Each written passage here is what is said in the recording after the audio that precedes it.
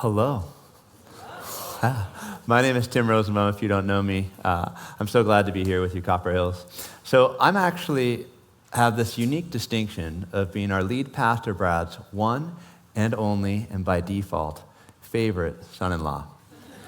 And I remember about 10 years ago when I met with him and Elfie to ask to marry their lovely daughter. And we sat together. He didn't say yes right away, actually. He made me kind of think about it and talk about it. I love that so much. But at the end, after he'd given the blessing for me to go ahead and ask her to marry me, we stood up, and I think you guys know Pastor Brad's got this unique sense of humor sometimes. And he said, just so you know, to make this deal square, you owe me 2 cows and a goat. I'm a high school history teacher and not a rancher. And so I still am in debt to him, I suppose. About a month ago, he came to me and said, hey, would you be willing to come to your church family and talk to them about the stories of Jesus, the parables that he told? And I said, yes, but I want you to know, Brad, I know you're golfing in Ireland right now, and that's probably difficult. But when you watch this, I think our debt is square. That's paid. I don't owe you any more domesticated animals at all. So here's the thing. We're in the story about parables, right? Jesus used these as stories to illustrate things, and it's really cool because these stories are memorable. It's possible that the only thing I remember from the next 30 minutes is the story I just told. But that's why we tell stories. We remember them and think on them. And Jesus used stories, as Pastor Russell kind of introduced last week on starting this series, as a way to use an earthly story to illustrate a heavenly meaning. It's a great starting point to think about these parables that Jesus told.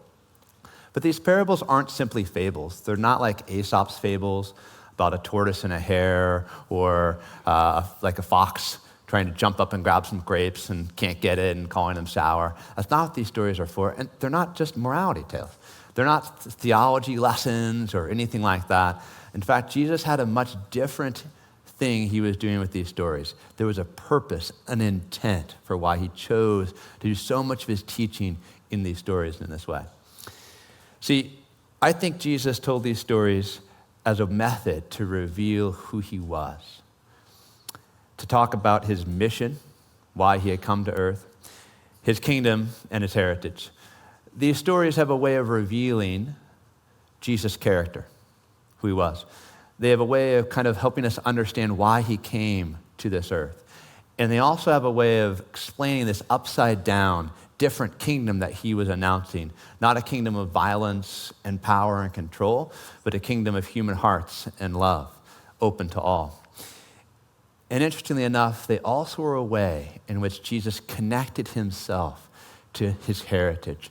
What was his heritage? The Old Testament scriptures, the prophecies stretching all the way back to Nathan and Isaiah and others, but even all the way back into the Torah, like Russell talked about, even to the Garden of Eden. He used these stories as a way to connect himself in, as the culmination of everything that the Old Testament had taught about.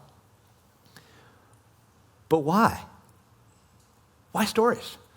Could he not have just said it and said, hey, I'm the Messiah, I'm here as a sacrifice, I'm starting a whole new kingdom that's about human hearts, and I'm fulfilling all of those Old Testament prophecies that you guys have been thinking about for the last 700, 800,000 years. Why didn't he just say it? Well, at times he did in ways, but why did he choose stories so much to do that? Well, he actually told us. I don't know if you remember, but a couple of months ago, we were in a series that called On the Soil. And the soil, that might be me. Okay. Can you guys still hear me? Yes. All right, okay, we'll continue. So about the soil and the different types of soil there's hard soil and rocky soil, and there was thorny soil and good soil, and we talked about that parable. And at the end of Jesus telling that parable, kind of early on, he concludes the parable with a famous phrase that he says multiple times in his ministry, and we can find it in Matthew 13. It starts in verse 9. And he said, whoever has ears, let them hear. Then the disciples came to Jesus after he had said the story about the soil and said to him, why do you speak to the people in parables? And Jesus has a surprising response. He says this. He replied, that's Jesus, because the knowledge of the secrets of the kingdom of heaven has been given to you, but not to them. Whoever has will be given more, and they will have an abundance. Whoever does not have, even what they have will be taken from them. This is why I speak to them in parables. Now, on the surface, this could maybe seem to be a troubling statement by Jesus. Why would he choose to tell stories when he knew it would cloak and conceal who he was and his mission and his kingdom and his heritage from some? Why would he choose to do that? Well, the answer actually was in verse 9, because Jesus said, whoever has ears to hear, let them hear. If you are open to Jesus' stories, to consider and think about who he was, then in that moment, Jesus could be revealed to you. But to many of his hearers, as we know, that's not what they wanted. They thought they knew who Jesus was. They had him pegged. Right? They thought they knew why he was on this earth. And when he talked about a kingdom, they thought they knew what that kingdom was. But Jesus used these stories as ways for those that were interested and could consider to reveal himself. I am confident that these stories and parables can do the very same thing for us today. See, these are stories with intent, with purpose. There's a reason why he chose to do this. The parable we're going to look at today is an interesting one. In fact, this parable that we're going to study is located kind of at the end of Jesus' life. So in Palm Sunday, Jesus had arrived in Jerusalem. He had a reputation at that point. He was a healer. He was a gifted speaker. He had fed many people, and there were crowds that had followed him. And when he arrived, there was a giant parade, shouts of Hosanna and on a donkey. And the people expected when he arrived in Jerusalem that he was going to upend the system there. Jerusalem was a city under occupation by the Roman Empire. There was high taxes, there were corrupt government officials, there was poverty, violence. It was a seething cauldron of conflict and uncertainty. And people thought they knew what Jesus would do. But do you want to know what? After that parade, the first thing he does is leave. He leaves. Then when he comes back, he doesn't raise a citizen army to overthrow the Romans and use his miraculous power to restore the glory of Israel like they had under King Solomon and King David. He doesn't do that. Instead, he goes to the temple, the holy site of the Jewish faith. He goes there and he prophesies its doom. So this thing's going down. And then he grabs a whip and starts attacking the people in the temple who were profiting off of currency exchange and selling animals for sacrifice, and he drives them out of the temple. I mean, these people had turned the holiest place in all of the Jewish faith into a flea market, and Jesus wasn't going to have any of it. He didn't raise an army to attack the Romans. Instead, he, in a sense, went after the temple. So the leaders of the temple came to him and said, whoa, how dare you first? And why are you doing this? Under what authority do you have? And instead of Jesus saying, hi, I'm the Messiah, the Son of God, like I've got a mission that I'm going to do and all those pieces, instead of doing that, he responded with the parable. And that's the one we're going to look at. We're going to look specifically in Mark 12. That's where we're going to go. And you can go there if you like. It will show up on the screen. But the same parable is recorded also in Matthew and Luke, some of the other gospel accounts and biographies of Jesus. So it starts in Mark 12. That's the setting of the parable. And Jesus then began to speak to them in parables. Now, the them there is the Jewish leaders, the temple elites, the ones that were in power. And he said, a man planted a vineyard. He put a wall around it, dug a pit for the winepress, and built a watchtower. Now, it is really common for at least me and maybe you, when we read the Bible, to kind of go at a really quick pace. Let's pause. This is actually a beautiful narrative setting that Jesus has. There's a lovely vineyard. It's filled with trellises of grapes. There's a wine press to turn the delicious grapes into even better wine. There's a wall to protect the vineyard and a watchtower to defend it too. This is a beautiful place. And this landowner clearly cares like a lot about it to have done all these pieces. Now to us, when we pause, we can get a mind picture of this, of course. But to Jesus' hearers, there was actually more. There was much more that they heard besides just what we hear right now. In fact, as soon as Jesus opened with those few little phrases and sentences, all the people that were there listening heard another parable, an old one that had in fact been told by the prophet Isaiah 700 years before. See, Jesus didn't invent storytelling or parables at all. He didn't invent that. You gonna help me out? Okay, that's great.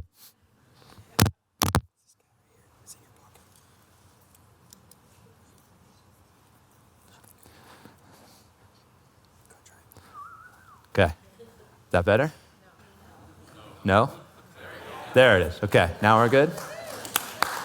Butch, you did it, man. It's awesome. All right, no more crackling. Let's hope. All right, so this story that Jesus is telling is going way back to a 700-year-old parable that the prophet Isaiah had told, and he had said it in chapter 5. Now, what's the setting for this older parables? So the older parable that Jesus is talking about was 700 years before he was around, and it was when the kingdom of Israel was kind of in a bad state. It had been divided into two kingdoms. The northern part had been carried off into exile and slavery by the Assyrian Empire. The southern part, where Jerusalem was, and Judah, the Jewish people, was under constant threat and pressure from outside forces like Babylon. And Isaiah came to them and said, hey, you're not doing it. You're in idol worship. You've forsaken God. You're seeking your own profit. You're mistreating people. Like, this is not okay. It came to warn them of a possible consequence and destruction for them. And now as we look and read in this section of Isaiah, see how similar it is to the story that Jesus was telling. All right. I will sing for the one I love, a song about his vineyard. My loved one had a vineyard on a fertile hillside. You can hear it, right? This glorious and beautiful place. He dug it up and cleared it of stones and planted it with the choicest vines. There was a tower. He built a watchtower in it and cut out a winepress as well. Then he looked for a crop of good grapes, but it yielded only bad fruit. So the moment Jesus starts with his vineyard story, everyone thinks he's going to keep moving into this Isaiah passage and retell it. But he doesn't. We'll get to that. But what's Jesus doing here? Why would he, in fact, reference this older parable? Well, he's connecting his teaching to his hearers. To me, when I was thinking on this is sort of like as if Jesus had done a pop culture reference that we all are familiar with. So we'll try this, right? Jesus had said a brief phrase, and everyone in that audience heard Isaiah, yes? Well, I could say a phrase from 2022, and we all would hear the same thing. Like, let's try it. So I'm going to say the phrase, and then you can say, don't shout, it'll be too loud probably, but say what pop culture reference I'm referring to. We'll go easy to start with. Ready? A long time ago in a galaxy far, far away. Star Wars. It's easy, right? And the minute I say that, into your mind swims visions of Darth Vader and Luke Skywalker and the Force. And if you don't know Star Wars, you probably at least have heard the phrase. Yes? All right, let's try another one. If there's something strange in your neighborhood, who are you going to call? Ghostbusters. And now you're singing the song.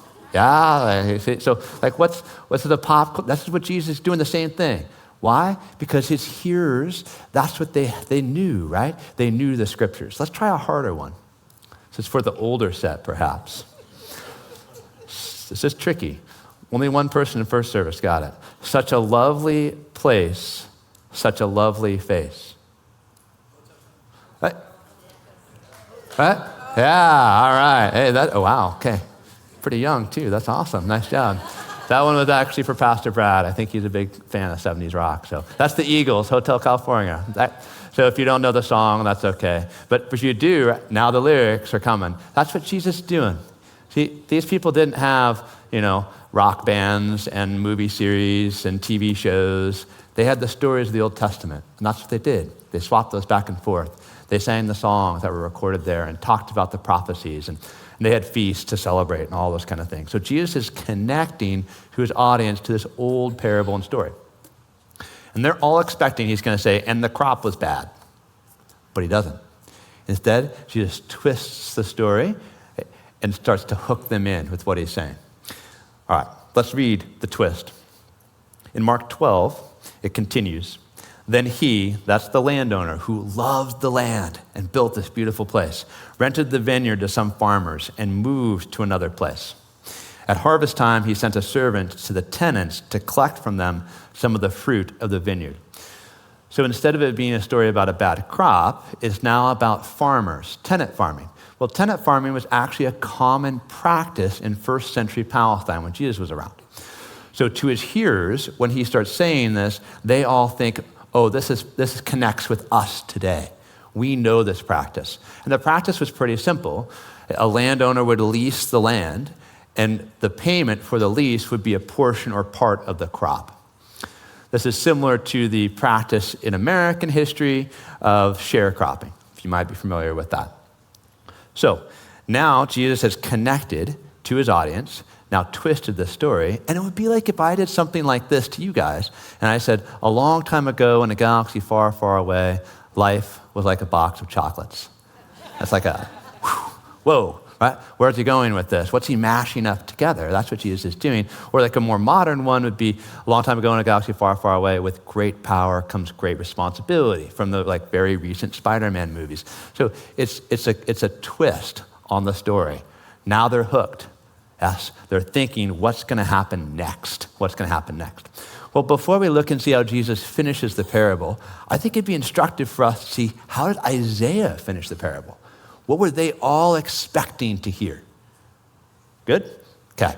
So Isaiah is going to finish the parable, and he's also going to interpret it. Let's look at see what the 700-year-old parable that Isaiah had. It says, now you dwellers in Jerusalem and people of Judah, judge between me and my vineyard. What more could have been done for my vineyard than I have done for it? When I looked for good grapes, why did it yield only bad? Now I will tell you what I am going to do to my vineyard. I will take away its hedge, and it will be destroyed. I will break down its wall, and it will be trampled. I will make it a wasteland, neither pruned nor cultivated, and briars and thorns will grow there.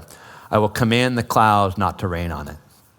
And then Isaiah interprets the parable, something that Jesus actually rarely did. But Isaiah interprets the parable for his hearers, the Jewish people. And he says, the vineyard of the Lord Almighty is the nation of Israel, and the people of Judah are the vines he delighted in. And he looked for justice, but saw bloodshed, for righteousness, but heard cries of distress. So Isaiah is saying, hey, Jewish people, this is what God set up for you. But instead of following his laws, you've devolved into corruption and mistreating people and violence and oppression. That was the story they expected to tell, but he doesn't. He tells something different. He goes a different direction. They're hooked in. Let's see the story that Jesus tells and then think if we can come up with the interpretation, just like Isaiah did. In Mark 12, Jesus continues and he says, but they, and that's the tenant farmers, they seized him, that's the servant sent by the landowner, beat him and sent him away empty-handed. Then he, the landowner, sent another servant to them. They struck this man on the head and treated him shamefully. He sent still another, and that one they killed. He sent many others. Some of them they beat, others they killed. He had only one left to send, a son whom he loved. Other versions of this in Matthew and Luke talk about a cherished son, a cherished son. He sent him last of all, saying, they will respect my son. But the tenants said to one another, this is the heir. Come, let's kill him, and the inheritance will be ours. So they took him and killed him and threw him out of the vineyard. What then will the owner of the vineyard do? He will come and kill those tenants and give the vineyard to others. Now remember, when Jesus is telling this, he's days away from the cross. Right?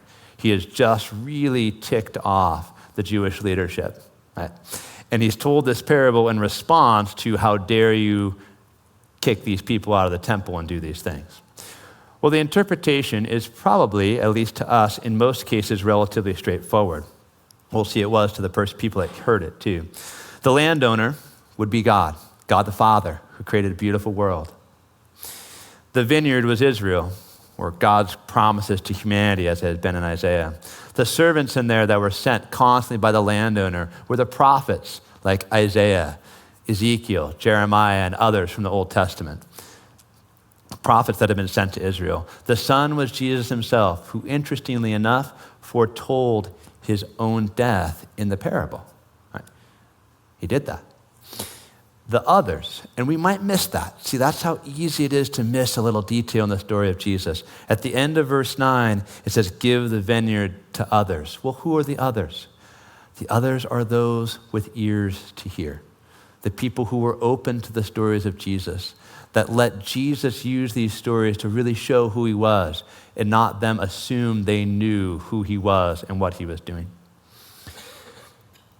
It's so fascinating because the story could just end here, but Jesus elected and chose to sing a song at the end. Well, he may have sung it, but to quote a piece of ancient poetry that had been chanted by the Jewish people and sung in different ways from the Psalms.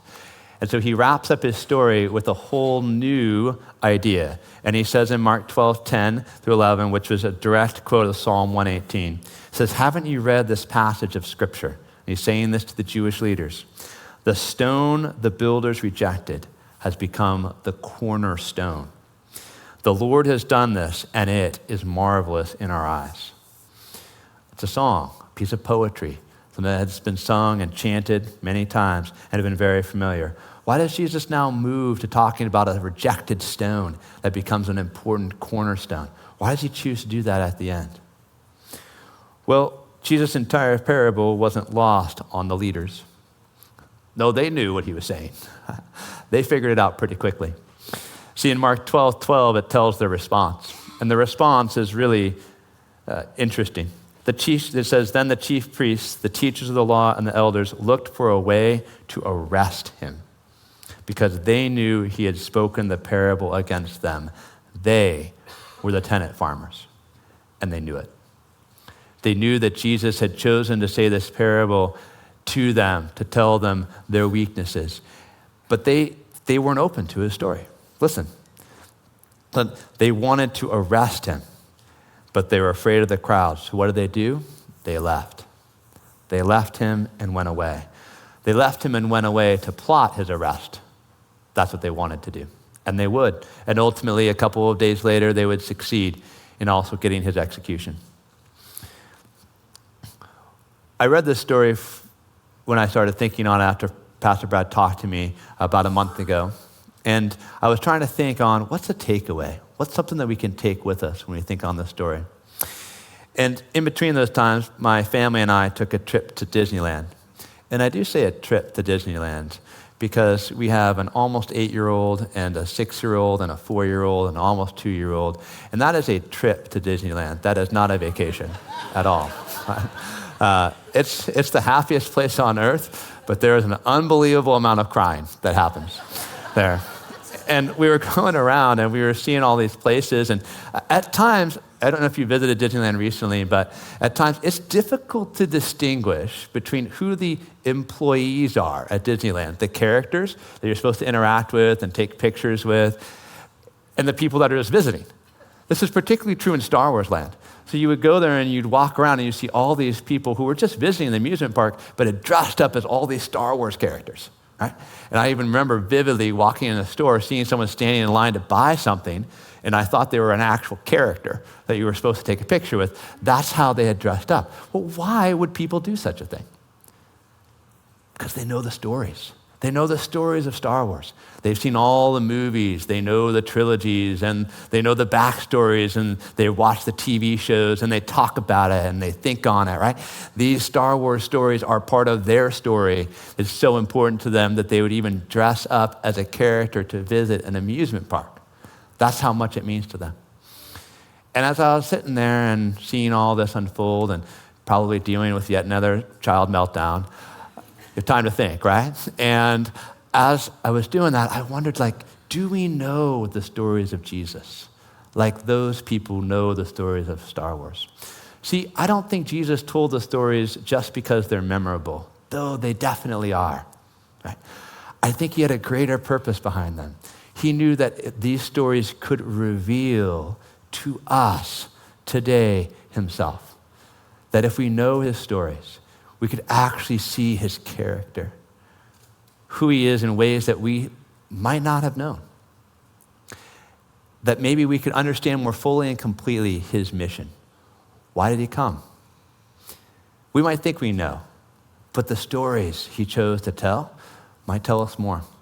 This kingdom he kept talking about, this kingdom that wasn't one of violence and swords and spears, but of human hearts and souls that would be open to all. Could we not see and understand this kingdom more if we know his stories? What about his heritage? See, I made the connection between this story and Isaiah, all right? But Jesus did that a ton. In fact, he loved Isaiah. He quoted it all the time. What do we know about that? What do we think about it? I thought, do we swap the stories of Jesus back and forth? Do we talk about his parables? Or do we just do a 90-second read? And we're just through it that fast? Because that's how fast you could read the story that's recorded here. You could be done just like that. It's super simple and quick to read. But do we know the stories? Do we take the time to think on it? Because if we do, it's possible that the stories could do for us what they did for the people who first heard them.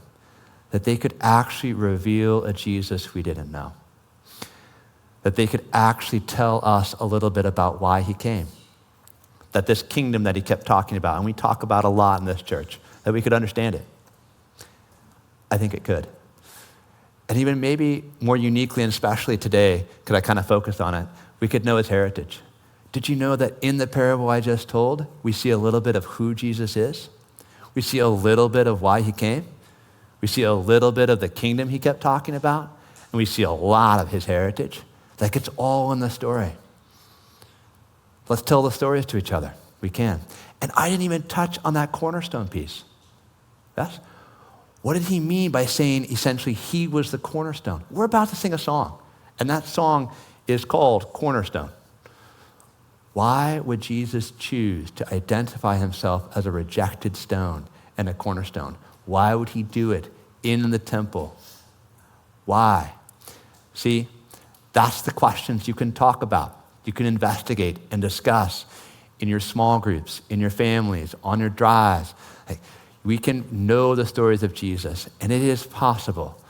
And in fact, I can almost be certain that it can have the same transformative effects in our souls and hearts that it did on the people who had ears to hear. Some went away, some left. Some of those stories of Jesus are still mysterious, it seems. But the mystery starts to fade, and the Jesus starts to be revealed if we take the time to share the stories amongst ourselves. Let's pray.